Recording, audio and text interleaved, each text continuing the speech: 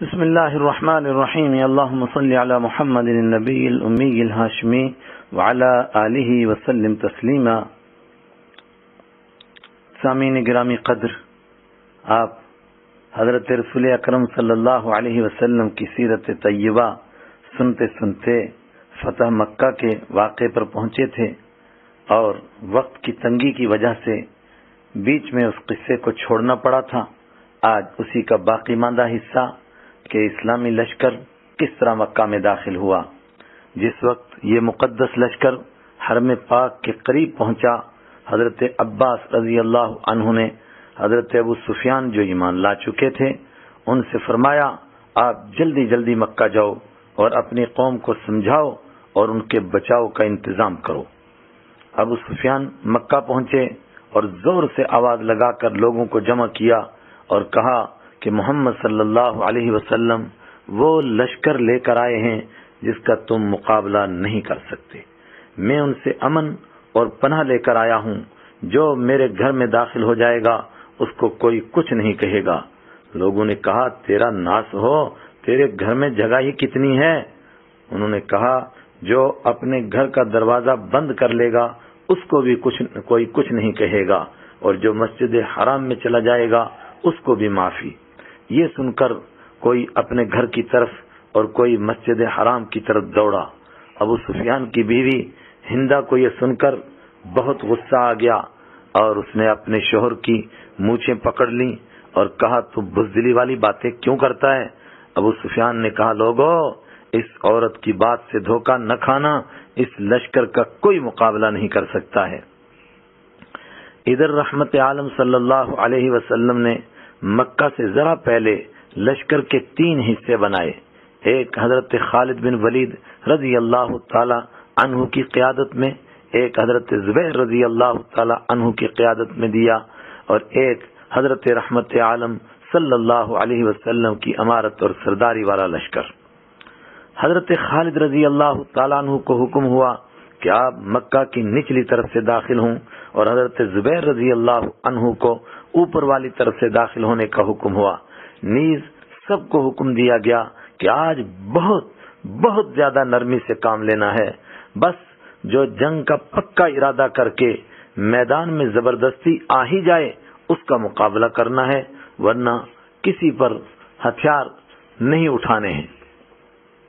مکہ کے لوگ حضرت ابو سفیان رضی اللہ عنہ کے اعلان کے مطابق اپنی اپنی جان بچانے کی کوشش میں لگے ہوئے تھے، لیکن اکرمہ بن ابی جہل، صفوان بن امیہ اور سہیل بن عمر نے کچھ جوانوں کو ساتھ لے کر حضرت خالد رضی اللہ تعالی عنہ کا راستہ روکنے کی کوشش کی، جس کی وجہ سے 12 مشرک قتل ہو گئے، جبکہ 2 ایمان والوں کو بھی شہادت کا بلند مرتبہ نصیب ہو گیا۔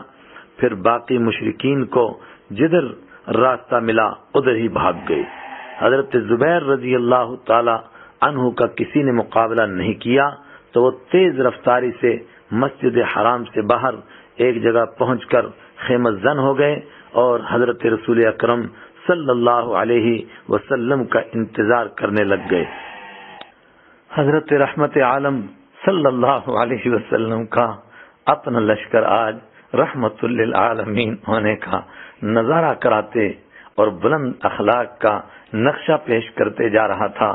عام اعلان ہو رہا تھا، آج مہربانی اور معافی کا دن ہے، جو حرم کی مسجد میں چلا جائے گا اس کو معافی، چاہے اس نے کتنے ہی جرم اور کتنے ہی قصور کیوں نہ کیے ہوں۔ جو اپنے ہی گھر میں دروازہ بند کر کے بیٹھ جائے گا اس کو بھی معافی۔ اور آپ صلی اللہ علیہ وسلم کے لیے فتح پر فخر یا ناز کی بات تو سوچنا ہی کفر ہے، بلکہ عاجزی، انکساری اور تواضع اور اللہ تعالیٰ کے کرم پر شکر کے احساس کا یہ حال تھا کہ سواری مبارک پر اتنے جھکے ہوئے تھے کہ تھوڑی مبارک کجاوے کے ساتھ لگی ہوئی تھی۔ بس اللہ تعالیٰ کا شکر ادا کیا جا رہا تھا اور رب کے کلام میں سے سورہ فتح کی تلاوت ہو رہی تھی۔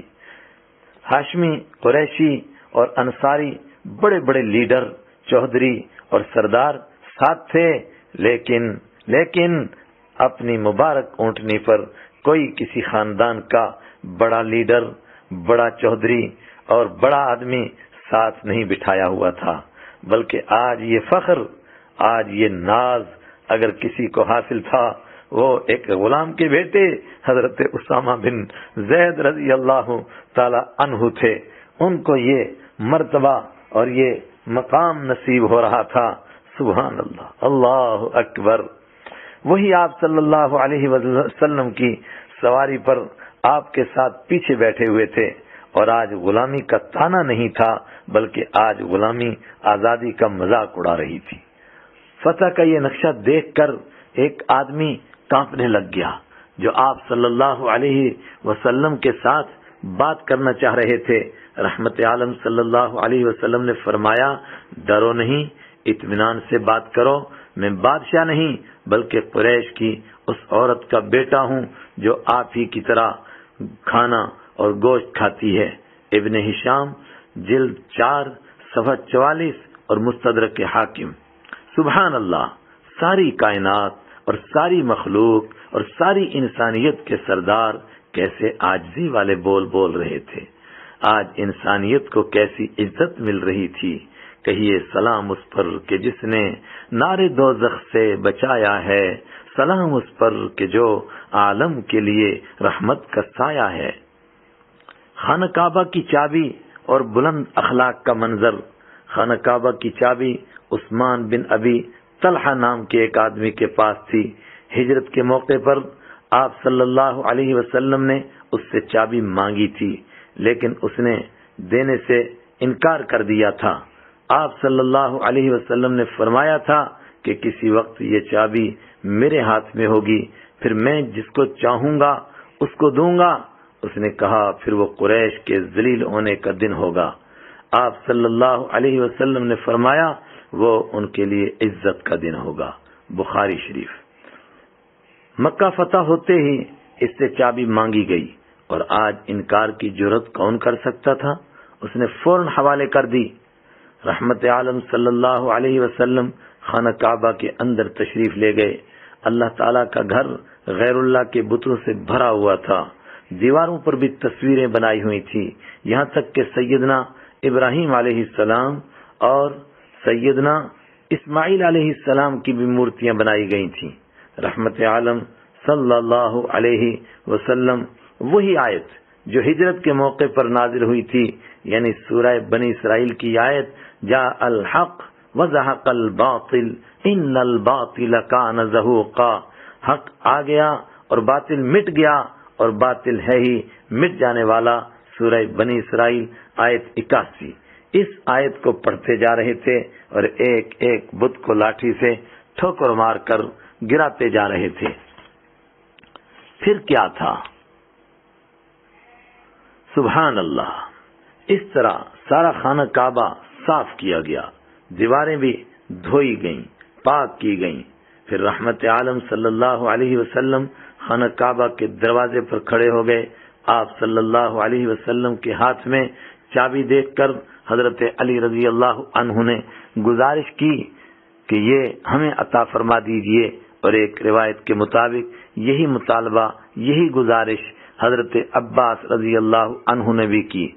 آپ صلی اللہ علیہ وسلم نے فرمایا آج کا دن نیکی کرنے اور اچھا سلوک کرنے کا دن ہے۔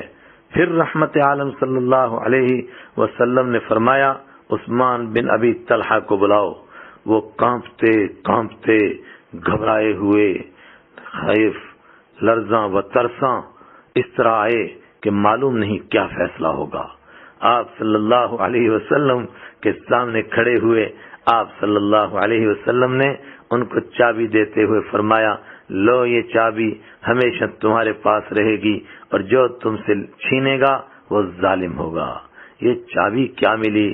اس کے ساتھ ہی ان کے سارے خاندان کو ایمان مل گیا، اور آج بھی چابی انہی کے خاندان میں ہے۔ اور ایک روایت کے مطابق یہ حکم آپ صلی اللہ علیہ وسلم کو اللہ تعالیٰ نے ہی دیا تھا۔ جب آپ صلی اللہ علیہ وسلم خانہ کعبہ کے اندر تھے، اسی وقت آپ صلی اللہ علیہ وسلم پر سورہ نساء کی آیت نمبر 58 نازل ہوئی، جس میں امانت ادا کرنے کا حکم دیا گیا۔ چنانچہ جب آپ باہر تشریف لائے تو یہی آیت کریمہ آپ صلی اللہ علیہ وسلم کی زبان مبارک پر تھی، اور آپ صلی اللہ علیہ وسلم نے عثمان بن ابی طلحہ کو ہجرت کی بات یاد بھی دلوائی، اور جب چابی واپس فرمائی تو ان کو ایمان نصیب ہو گیا۔ یہ روایت ابن ہشام جلد 4 صفحہ 50 پر موجود ہے۔ معافی کے دریا بہہ پڑے اور پست بلند ہو گئے، پھر خانہ کعبہ کے دروازے پر کھڑے ہو کر تقریر فرمائی۔ عرب میں قتل کا سلسلہ ایک بار شروع ہو جاتا تھا، پھر کبھی رکتا اور تھمتا نہیں تھا۔ اس ساری جہالت والی باتوں کے لیے فرمایا، آج میں نے یہ ساری باتیں اپنے پاؤں کے نیچے کچل ڈالی ہیں، میں نے سب کچھ یہ کچل دیا ہے۔ قوموں، برادریوں اور خاندان کی اونچ نیچ والی سوچ ہمارے ملک کی طرح عرب میں بھی تھی، اس کے لیے قرآن کریم کی یہ آیت نازل ہوئی اور یہ پڑھ کر کے سنائی، یا ایھا الناس انا خلقناکم من ذکر و انثی وجعلناکم شعوبا وقبائل لتعارفوا ان اکرمکم عند اللہ اتقاکم ان اللہ علیم خبیر۔ لوگو، ہم نے تمہیں ایک مرد اور ایک عورت سے پیدا کیا اور تمہارے خاندان اور قبیلے بنائے تاکہ تم ایک دوسرے کو پہچان سکو۔ بے شک تم میں اللہ کے نزدیک عزت والے وہ ہیں جو تم میں سب سے زیادہ پرہیزگار ہیں۔ بے شک اللہ سب کچھ جاننے والا، خبر رکھنے والا ہے۔ سورہ حجرات آیت نمبر 13۔ آپ صلی اللہ علیہ وسلم نے یہ آیت پڑھ کر فرمایا، آپ سب حضرت آدم علیہ السلام کی اولاد ہیں اور آدم علیہ السلام مٹی سے بنائے گئے تھے، یہ اعلان کیا تھا۔ مٹی سے بنائے گئے تھے، یہ اعلان فرمایا۔ اس سے یہ اعلان آپ نے کیا فرمایا؟ اس سے آج سب پست بلند ہو گئے۔ جب آپ نے فرمایا کہ آدم علیہ السلام مٹی سے بنائے گئے تھے، اس کا مطلب کہ ان کی ساری اولاد ایک ماں باپ کی اولاد ہے۔ بس یہ اعلان کیا تھا، اس سے آج سب پست بلند ہو گئے۔ قریشی اور غیر قریشی، بلکہ اس سے بھی آگے اجمی اور عربی کا امتیاز مٹ گیا، اور رشک اور فخر کے لیے قوم قبیلے نہیں بلکہ تقوی ہی معیار بن گیا۔ اس کے بعد مجمع پر ایک گہری نگاہ فرمائی۔ مکہ کے سارے لیڈر بلکہ سارے مجرم سامنے بیٹھے ہوئے تھے، ان میں راستے میں کانٹے بچھانے والے، مبارک جسم پر گند ڈالنے والے، گالیوں کی بوچھاڑ کرنے والے، اور مسلمانوں کو گرم ریت پر نہیں بلکہ انگاروں پر تڑپانے والے بھی تھے، اور وہ بھی جنہوں نے اسلام کا نام و نشان مٹانے کی قسمیں کھائی تھیں، اور وہ بھی جنہوں نے مدینہ پاک پر حملہ کرنے کی سازشیں کی تھیں۔ ان سب کو ڈانٹنے کے انداز میں فرمایا، تمہیں پتہ ہے تمہارے ساتھ کیا کیا جائے گا؟ وہ دشمن بے شک تھے، مگر تھے وہ مزاج شناس۔ ایک ساتھ یک جمع ہو کر سب نے جواب دیا، اخ کریم وابن اخ کریم، آپ شریف بھائی ہیں اور شریف بھائی کی اولاد ہیں، یعنی آپ شرافت والی بات ہی کریں گے۔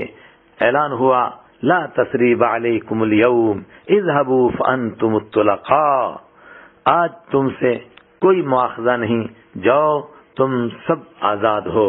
البدایہ یہ بات سن کر دلوں میں خوشی کی لہریں موجزن ہو گئیں۔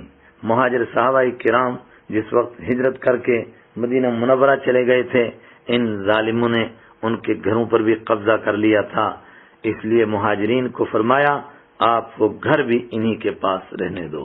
اللہ اکبر! پھر کیا تھا؟ اسلام قبول کرنے والوں کا ایک ایسا لگ رہا تھا، ایسا منظر تھا جیسے سیلاب چڑھ گیا ہے۔ پہلے مرد آ کے کلمہ پڑھنے لگے، بیعت لینے لگے اور توحید اور رسالت کا اقرار کرتے رہے۔ پھر عورتیں آ گئیں، انہوں نے بھی توحید و رسالت کا اقرار کر کے سورہ ممتحنہ والے الفاظ کا اقرار اور وعدہ کیا۔ اتنے میں نماز کا وقت ہو گیا۔ حضرت بلال رضی اللہ عنہ کو حکم ملا کہ خانہ کعبہ کی چھت پر چڑھ کر اللہ تعالیٰ کی کبریائی بیان کرو اور اذان دو۔ ان کی اذان سے مکہ کی پہاڑیاں تو گونج ہی گئی تھیں، جن دلوں میں ابھی کفر و شرک کے کانٹے باقی تھے وہ بھی بھڑک اٹھے۔ حضرت بلال رضی اللہ عنہ حبشہ کے رہنے والے تھے، ان کو یہ مرتبہ اسلام نے دیا تھا۔ مکہ کے مشرک ایک حبشی غلام کو خانہ کعبہ کی چھت پر دیکھ کر کیسے برداشت کر سکتے تھے؟ وہ تو جل بھن گئے۔ ایک بولا میرا باپ بڑا خوش قسمت تھا جو یہ آواز سننے سے پہلے ہی مر گیا، ورنہ آج اس کا کلیجہ پھٹ جاتا۔ ایک دوسرا بولا اگر مجھے پتہ چل جائے کہ یہ دین سچا ہے تو میں بھی قبول کر لوں۔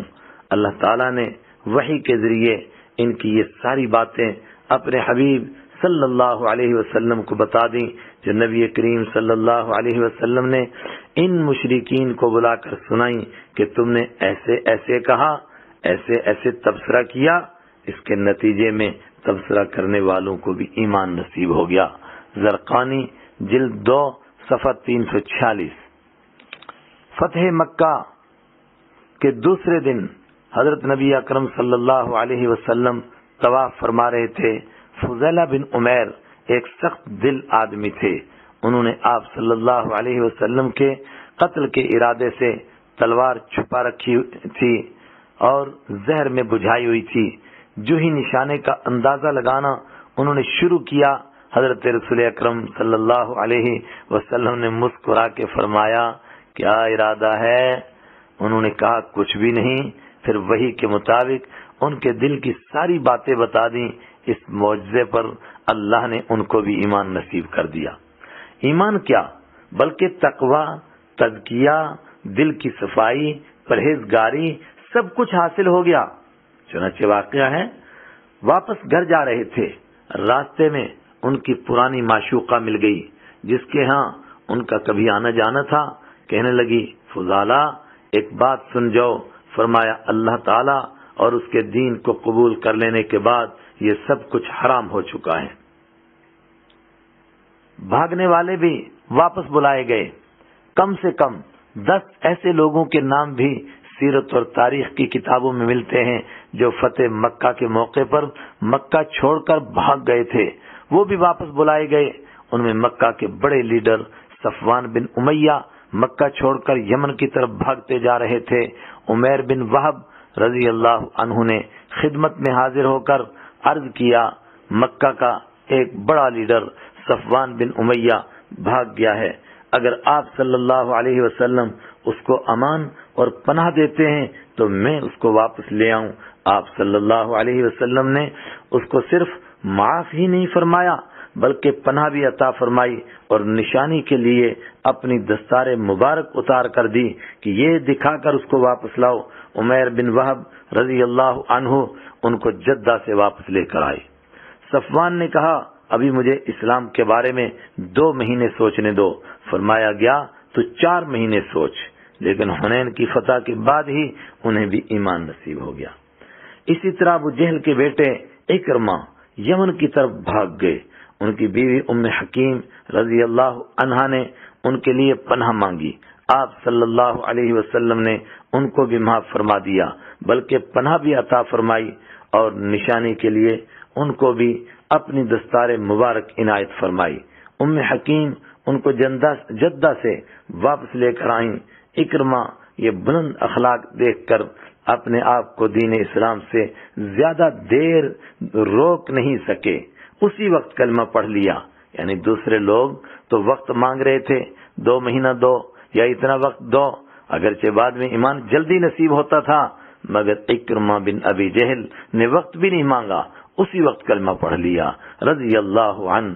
پھر اسلام کے لیے اللہ نے ان سے ایسی بڑی بڑی قربانیاں لیں جو تاریخ کا حصہ بن گئیں۔ ان لوگوں کو واپس آتے دیکھ کر دوسرے بھاگنے والے بھی واپس آ گئے اور ان کو بھی ایمان نصیب ہو گیا۔ حضرت حمزہ رضی اللہ تعالیٰ عنہ کو شہید کرنے والے وحشی بن حرب بھی بھاگتے بھاگتے واپس آ کر مکہ مکرمہ کے فتح ہونے کی واپس آ کر اسلام میں داخل ہو گئے۔ سبحان اللہ، کتنا بڑا جرم! ایک وقت میں انہوں نے حضرت رسول پاک صلی اللہ علیہ وسلم کو کتنی تکلیف پہنچائی، آج اللہ نے ان کو بھی ایمان نصیب کر دیا۔ آگے بڑھیے، اپنی لخت جگر پر قاتلانہ حملہ کرنے والے کو بھی معافی سے نوازا۔ انسان کی عزت نفس کا تقاضا ہے کہ وہ سب کو معاف کر سکتا ہے، مگر اپنی اولاد کے ساتھ ناروا سلوک کرنے والوں کو معافی دینا اس کی غیرت گوارا نہیں کرتی۔ پھر اولاد میں سے بھی بیٹی پر قاتلانہ حملہ کرنے والے کو معاف کر دے۔ شاید تاریخ انسانی میں یہ منظر پہلی بار مکہ مکرمہ میں آج نظر آ رہا تھا، جب رحمت عالم صلی اللہ علیہ وسلم اس حبار بن اسود کو بھی معاف فرما رہے تھے اور پناہ دے رہے تھے، جس نے آپ صلی اللہ علیہ وسلم کی لخت جگر حضرت زینب رضی اللہ عنہا کے اونٹ کو ہجرت کے موقع پر تیر مارا تھا یا دھکا دیا تھا، جس سے گر کر ان کا حمل بھی ضائع ہو گیا تھا۔ آج اس کو بھی معافی ملی، جس کے صدقے میں انہیں ایمان اور پھر صحابیت کا شرف سب کچھ نصیب ہو گیا رضی اللہ عنہ۔ یہ سارا نقشہ دیکھ کر ابو سفیان کی بیوی ہندہ، جس نے حضرت حمزہ رضی اللہ عنہ کا کلیجہ نکال کر چبانے کی کوشش کی تھی، وہ بھی اپنے آپ کو اسلام کی روشنی سے دور رکھنے میں زیادہ دیر کامیاب نہیں ہو سکی، حالانکہ ایک دن پہلے ہی اپنے شوہر کی مونچھیں پکڑ کے اس کو ڈانٹ رہی تھی، لیکن جس وقت اس کو رحمت عالم صلی اللہ علیہ وسلم اور مسلمانوں کے یہ اخلاق بتائے گئے تو اس نے بھی ایمان قبول کر لیا، خدمت اقدس میں حاضر ہو کر بیعت کا معاہدہ کیا، یعنی اسلامی حکموں پر عمل کرنے کا پکا وعدہ کیا، اور عجیب بات کہی کہ کل جس وقت سورج غروب ہوا تھا اس وقت آپ سے زیادہ نفرت کسی سے مجھے نہیں تھی، لیکن آج کا سورج ایسا طلوع ہوا کہ آپ سے زیادہ کوئی چیز محبوب بھی نہیں رہی رضی اللہ عنہ۔ ہاں سبحان اللہ۔ مشہور روایتوں کے مطابق نبی اکرم صلی اللہ علیہ وسلم نے 19 دن مکہ میں قیام فرما کر تعلیم، تربیت اور اسلامی اخلاق سکھانے کا مقدس فریضہ ادا فرمایا، اور ساتھ ساتھ شرک کے سارے نشانات بھی مٹائے تاکہ آگے بھی ان سے کوئی گمراہ نہ ہو جائے۔ عزتوں کی حفاظت، جو انسان جس مرتبے کا ہوتا ہے اس کے ساتھ اسی کے مطابق سلوک کرنا، یہ خاص نبوی اخلاق تھے۔ فتح مکہ کے بعد سہیل بن عمر، جو صلح حدیبیہ میں قریش کی طرف سے ترجمانی کر رہے تھے، اور فتح مکہ کے موقع پر خالد بن ولید رضی اللہ عنہ کا راستہ روکنے کی کوشش بھی انہوں نے کی تھی، انہوں نے اپنے بیٹے عبداللہ کو بھیج کر اپنے لیے معافی مانگی، ان کو بھی معافی اور پناہ دے دی گئی، حالانکہ وہ ایمان نہیں لائے تھے۔ معافی ہی نہیں فرمایا بلکہ حضرت رسول اکرم صلی اللہ علیہ وسلم نے صحابہ کرام سے بھی فرمایا سہیل کو کوئی سخت اور ترچھی نظروں سے نہ دیکھے، فرمایا میری عمر کی قسم یہ بہت ہی عقل مند اور شریف انسان ہیں، سہیل جیسے آدمی اسلام سے بے خبر نہیں رہ سکتے۔ سہیل بن عمر اسلام قبول کرنے کے باوجود جنگ حنین میں مسلمانوں کے ساتھ ساتھ رہے، ایمان نہیں قبول کیا تھا، لیکن اس کے بعد جنگ حنین پیش آئی، اس میں ساتھ ساتھ رہے، پھر واپسی پر جعرانہ پہنچ کر اسلام قبول کر لیا اور قسم کھا کر کہا جس طرح شرک کے لیے مشرکین کے ساتھ رہ کر محنت کرتا رہا، اس سے بڑھ کر اسلام کے لیے کوشش اور سعی کروں گا رضی اللہ عنہ۔ غور کیجئے، کیا ان کا دل اخلاق نبوی کے بغیر کسی بات پر نرم ہو سکتا تھا؟ بالکل نہیں۔ یہ ہیں حضرت رحمت عالم صلی اللہ علیہ وسلم کے اخلاق، جس کا زندہ اور جس کا جیتا جاگتا نتیجہ انسانوں نے اپنی آنکھوں سے دیکھا۔ بس اسی پر اپنی مجلس کا اختتام کرتے ہیں۔ وآخر دعوانا ان الحمد للہ رب العالمین۔